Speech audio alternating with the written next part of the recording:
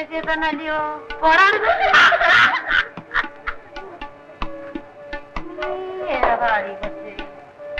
നമ്മുടെ നാരായണിയമ്മയുടെ അതെ അതെ അത് പറ. പണ്ടത്തെ പോലെ കണ്ണൊന്നും പറ്റുന്നില്ല. കല്യാണം കഴിഞ്ഞോടി മോളെ? ഇല്ല അമ്മാവ. നീ ഒരു കാര്യം ചെയ്യും, ഒഴിവുള്ള സമയത്ത് എന്നെ ഒന്നൊന്ന് കാണ്. പറ്റിയൊരു ചെറുക്കനെ ഞാൻ കണ്ടുപിടിച്ചു തരാം കേട്ടോ. ഈ മൂച്ചൊക്കെ സ്റ്റേജിൽ കണ്ടാ മതിയായിരുന്നു. അവിടെ പോയി ബോധം കെട്ട് വീഴരുത്. ആരാ ബോധം കെട്ട് വീഴുന്നത് നമുക്ക് കാണാം. നമുക്ക് അവിടെ പോയിരിക്കാം. ക്ലാസ് കൊണ്ടുവരാൻ മറക്കരുത്. കലാസ്നേഹികളായ നാട്ടുകാർ, നാടകം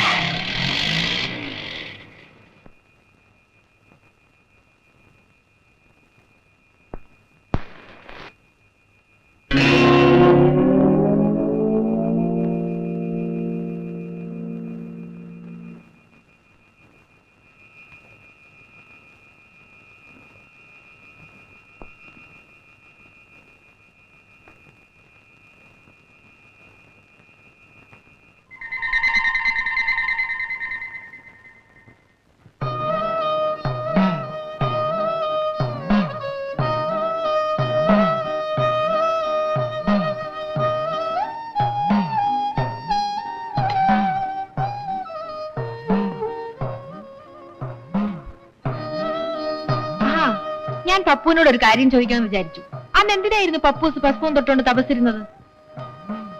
വശീകരിക്കാൻ. ആരെ?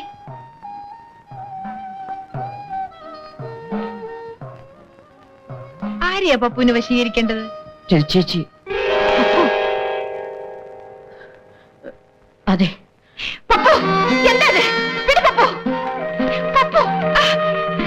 എന്താ കുട്ടി ഇത്? സ്വാതന്ത്ര്യം ഉണ്ടെന്ന് കണ്ട് തോന്നിയാസങ്ങൾ കാണിക്കാൻ തുടങ്ങുന്നു. മതി മതി. ഞാനിതാരോടും പറയാനൊന്നും പോകുന്നില്ല. പക്ഷേ വേലാളി കളിയും തപാശം കൊണ്ട് എന്റെ അടുത്ത് വന്നേക്കരുത്, പറഞ്ഞേക്കാം.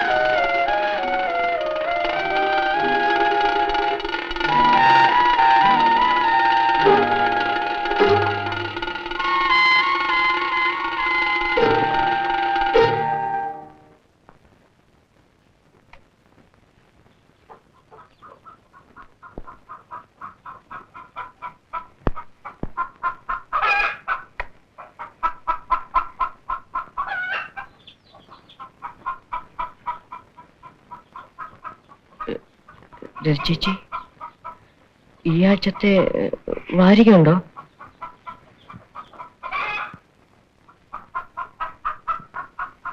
ചേച്ചി,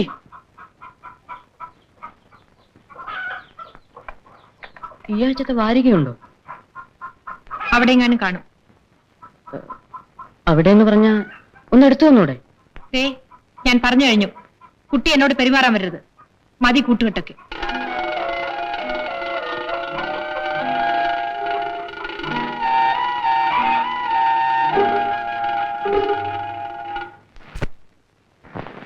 ഭാരതിയും കൃഷ്ണനായരും കൂടെ ടൗണിൽ പോയിരിക്കുക. തിരിച്ചു വരുമ്പോ പപ്പുന്റെ റിസൾട്ട് അറിഞ്ഞുകൊണ്ട് വരാമെന്ന് പറഞ്ഞാ പോയത്. അതൊക്കെ അവൻ നല്ല മാർക്ക് വാങ്ങിച്ചു ജയിക്കും. ജയിക്കും, ആ കാര്യത്തിൽ എനിക്ക് സംശയമൊന്നുമില്ല. പക്ഷേ അവനങ്ങ് പോവല്ലോ എന്ന് ആലോചിക്കുമ്പോഴുള്ള വിഷമോ. ഓരോ ദിവസം കഴിയുമ്പോഴും ഞാനങ്ങ് എണ്ണുവാ. കുസൃതിയും കുന്നായ്മയും ഒക്കെ ഇത്തിരി കൂടുതലാണെങ്കിലും അവൻ വീട്ടിലുള്ളത് വീടിനൊരനക്കവാ. അത് ശരിയാ, അവൻ പോയാല് വീട് ഉറങ്ങിയതുപോലെയാ. ഇവിടെ ഒരു ദിവസം അവനെ കണ്ടില്ലെങ്കിൽ ഏതാണ്ട് പോലെ തോന്നും. ഇന്നലെയും കൂടെ ഉറപ്പുറന്നവൻ ആ കാര്യം പറയുകയായിരുന്നു. ഇന്നേ വരെ അവൻ ഒറ്റയ്ക്ക് എവിടെയും പോയി താമസിച്ചിട്ടില്ല. അത് ഓർക്കുമ്പോഴാ എനിക്ക് ആദ്യം. ഒരു പ്രായമാകുമ്പോൾ മക്കൾ അവരവരുടെ കാര്യം നോക്കി പോകാതിരിക്കാൻ ഒക്കും. ദേ ഇവള് തന്നെ ആരുടെയെങ്കിലും കൂടെ പറഞ്ഞയക്കാൻ വേണ്ടി ഞാനങ്ങ് ധൃതി വെക്കുക. എന്നാൽ അവള് പോയി കഴിഞ്ഞാൽ പിന്നെ ഞാൻ എന്ത് ചെയ്യുമെന്ന് എനിക്ക് തന്നെ അറിയില്ല. ചിറക് മുളച്ച് കഴിയുമ്പോ കിളിക്കുഞ്ഞുങ്ങൾ അതുങ്ങളുടെ പാട്ടിന് പറന്നു പോകും. അതാണ് ലോക നിയമം. 2-3 ദിവസമായിട്ട് അവനും യാതൊരു ഉത്സാഹവുമില്ല. എപ്പോഴും മുറി തന്നെ അടച്ചു മൂടിയിരിക്കുക. അവന് പിന്നെ വിഷമം കാണാതിരിക്കും. ആദ്യമായിട്ടല്ലേ അവൻ വീട്ടുകാരെയും സ്വന്തക്കാരെയും ഒക്കെ വിട്ടുപിരിഞ്ഞു പോകുന്നത്.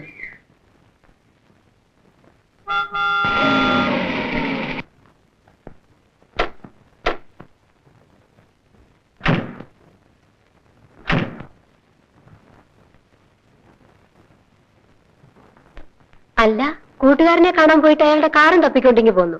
ഇങ്ങനെ വരുന്നു പോയാൽ കൊള്ളാം. അതെ, ഈ പട്ടാളക്കാരുടെ പരിപാടി ചേട്ടത്തിക്ക് അറിയാൻ വേഞ്ഞ എവിടെ പോയാലും അവിടെ ഉള്ള എന്തെങ്കിലും സ്വന്തമാക്കുക എന്നുള്ള ഞങ്ങളുടെ ഒരു ഓ പിന്നെ രാത്രി ബസ് യാത്ര ചെയ്യണ്ടെന്നും പറഞ്ഞ തോമസ് സാർ നിർബന്ധിച്ചു കൊടുത്ത് അയച്ചതാ. ഇന്ന് ആ റിസൾട്ട് അറിഞ്ഞോ?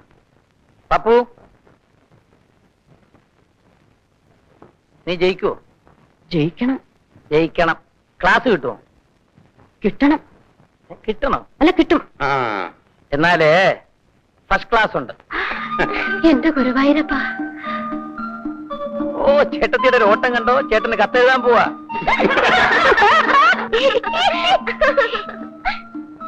എന്താ ഇത്ര പുണ്യം? അയ്യ, അവന്റെ ഒരു ചിരി. ആമ്പിള്ളാരെ ക്ലാസ് വാങ്ങിച്ചാ പരീക്ഷയ്ക്ക് പാസ്സായ. നിനക്ക് എത്ര മാർക്ക് കിട്ടടാ? കണക്കിലൊഴിച്ച് ബാക്കി എല്ലാത്തിനും ജയിച്ചല്ലോ. കണക്കിന്റെ കാര്യം കൂടെ ഒന്ന് പറ സാറേ. ഒന്ന് മൊഴിഞ്ഞാട്ടെ.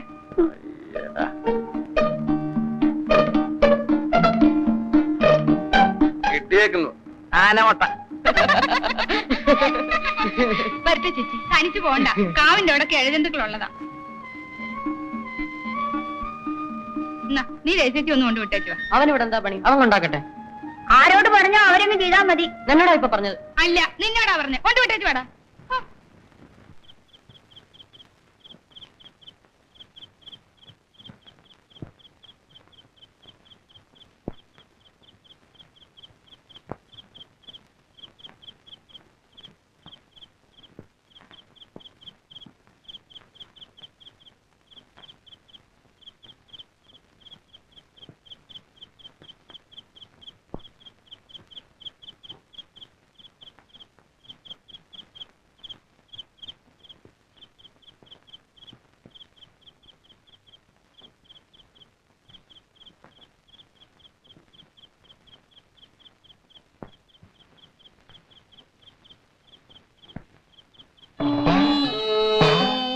പപ്പു ലൈറ്റ് അടിക്ക്. പപ്പു പപ്പു ലൈറ്റ് അടിക്കാൻ. എനിക്ക് വെളിച്ചം കാണണ്ടേ?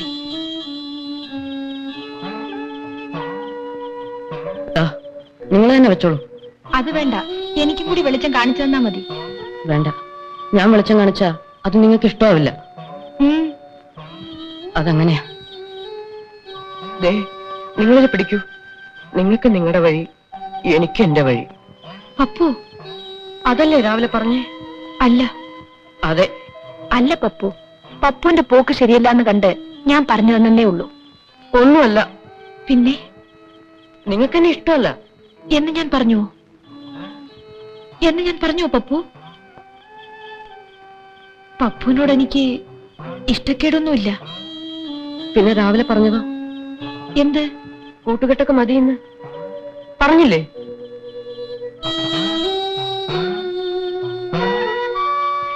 ഞാൻ പറഞ്ഞത് വേറൊന്നും കൊണ്ടല്ല. പപ്പു വളരുകയാണ്, വലിയ ആളാകുകയാണ്. അതുകൊണ്ട് അതുകൊണ്ട് അതുകൊണ്ട് നമ്മൾ തമ്മിൽ പിണങ്ങണോ? അങ്ങനെയാണോ? ചേച്ചിക്ക് അറിഞ്ഞൂടാ. എന്നോട് പിണക്കമാണെന്ന് പറഞ്ഞില്ലേ? ഞാൻ നാട് വിട്ടാലോ എന്ന് ആലോചിച്ചു. ആത്മഹത്യ ചെയ്യാൻ തീരുമാനിച്ചു. അപ്പോ ഞാൻ മരിച്ച ആർക്കും ഒരു നഷ്ടമില്ല, എനിക്കറിയാം. വേണ്ട പപ്പു, നമ്മൾ തമ്മിൽ പിണങ്ങണ്ട.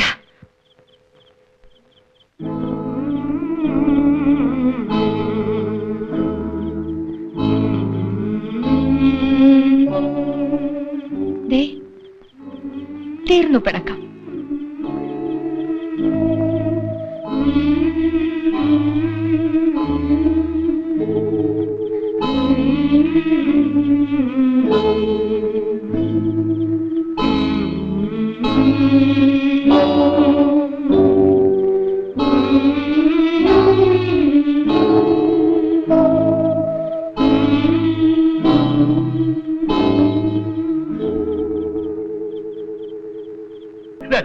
പെണ്ണ് അപ്പുറം, ഞാന് ഇപ്പുറം.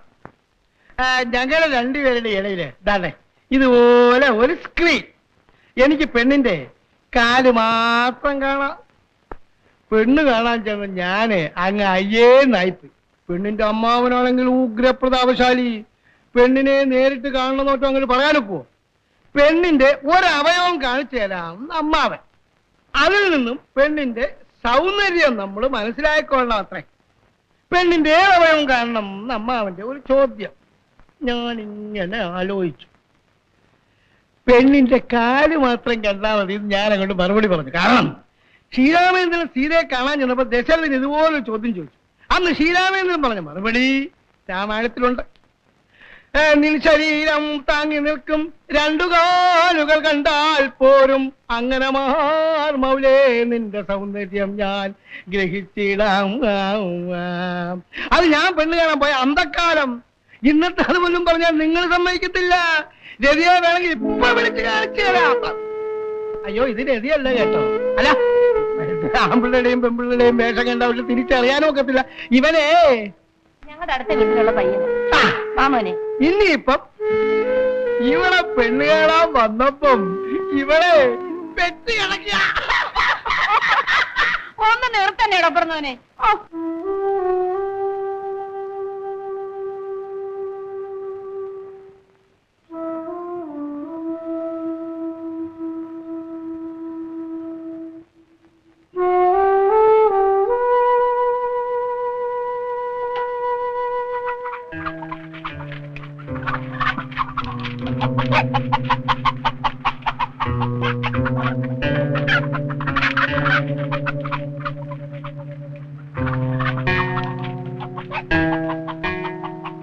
മോളെ രവി, ദേ അവരെല്ലാം നിന്നെ കാണാൻ കാത്തിരിക്കുന്നു.